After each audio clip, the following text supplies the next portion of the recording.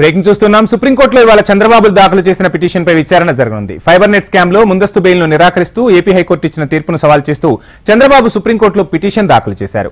ఈ పిటిషన్పై జస్టిస్ బోస్ త్రివేది ధర్మాసనం విచారించనుంది. చంద్రబాబు క్వాష్ పిటిషన్పై తీర్పు అనంతరం ఫైబర్ నెట్ పై విచారణ జరుపుతామని గతంలో ధర్మాసనం తెలిపింది. అయితే చంద్రబాబు అరెస్టులో 17A వర్తింపుపై సుప్రీంకోర్టు తీర్పును వెల్లడించకపోవడంతో ఫైబర్ నెట్ స్కామ్ లో విచారణపై ఉత్కంఠ నెలకొంది.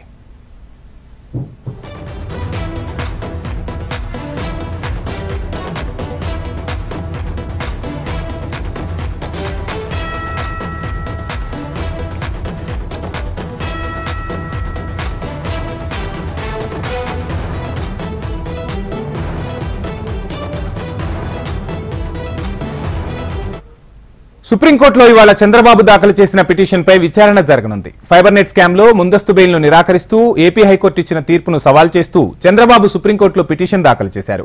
ఈ పిటిషన్పై జస్టిస్ బోస్ త్రివేది ధర్మాసనం విచారించనుంది.